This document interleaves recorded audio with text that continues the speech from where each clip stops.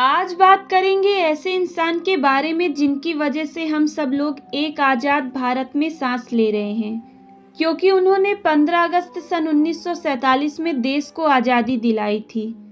जिन्होंने शांतिपूर्वक अहिंसा के मार्ग पर चलते हुए भारत देश को आज़ादी दिलाई थी, जिन्हें राष्ट्रपिता के नाम से भी जाना जाता है।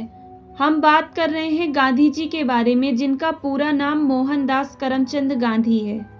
गांधी जी भारतीय इतिहास के वो व्यक्ति थे जिन्होंने भारत के हित के लिए अपनी अंतिम सांस तक लड़ाई लड़ी थी।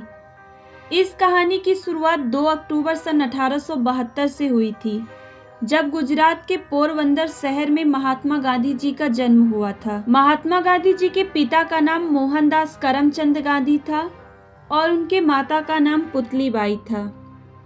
भले ही गांधी जी का जन्म पोरबंदर शहर में हुआ था, लेकिन उनकी पूरी पढ़ाई और उनका पूरा परिवार राजकोट में रहने लगा था। गांधी जी की शुरुआत की पढ़ाई राजकोट से ही शुरू हुई थी और 9 वर्ष की उम्र में स्कूल जाने वाले गांधी जी बहुत ही ज्यादा शर्मीले थे।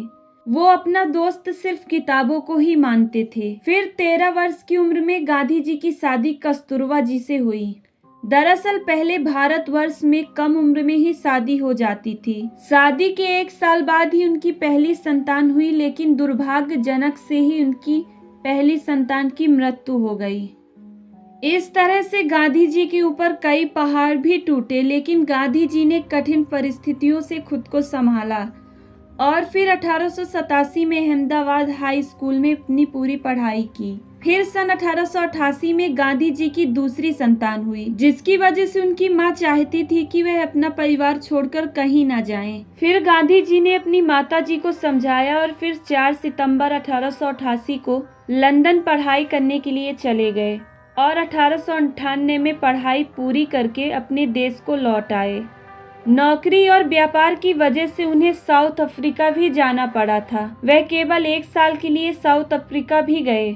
भारतीयों और आम लोगों के हक के लिए वह अगले 20 साल तक लड़ते रह गए। उसी दौरान उन्होंने नाटाल इंडियन कांग्रेस की स्थापना भी की थी। उस समय गोपाल कृष्ण गोखले इंडियन नेशनल कांग्रेस के सीनियर थे। उन्होंने गांधी जी से कहा कि आप भारत वापस आकर अपने देश को आज़ाद करवाने के लिए लोगों की मदद करने की बात कही। इस तरह से 1915 में गांधी जी भारत वापस आ गए और फिर यहाँ आकर उन्होंने इंडियन नेशनल कांग्रेस ज्वाइन करके भारत की आज़ादी में अपना सहयोग शुरू कर दिया। भारत के अंदर वह कुछ सालों में ही लोगों के चहेते बन गए। फिर अहिंसा के मार्ग पर चलते हुए उन्होंने भारत के लोगों में एकता की गांठ बांध दी। यहाँ तक कि उन्होंने अलग अलग धर्म और जाति के लोगों को एक साथ लाने का काम भी किया। फिर 1922 में गांधी जी ने असहयोग आंदोलन चलाया, जिसके तहत अंग्रेजी चीजों का इस्तेमाल करना भारतीय लोगों ने लगभग बंद कर दिया था। और फिर जब यह आंदोलन सफल साबित हो रहा था, तब गांधी जी को 1922 में 2 सालों के लिए जेल भेज दिया गया।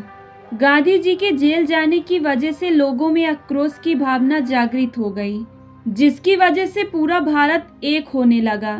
फिर इसी कड़ी में ही मार्च 1934 में दांडी यात्रा को भी अंजाम दिया गया। महात्मा गांधी के द्वारा लगाई गई चिंगारी अब लोगों के भीतर आग बनकर जलने लगी थी और यही वजह थी कि गांधी जी के 7 क्रांतिकारी मिलकर भारत देश को आजाद कराया था। वही देश भर में आजादी का जश्न चल रहा था। तभी 30 जनवरी 1948 को नाथूराम गोडसे ने गांधी जी को गोली मारकर हत्या कर दी थी और फिर इस घटना ने सिर्फ देश में नहीं बल्कि पूरी दुनिया में ही शोक फैला दिया था। यह 15 नवंबर 1959 आप लोगों को गांधी जी के हत्यारे नाथूराम की याद दिलाता होगा।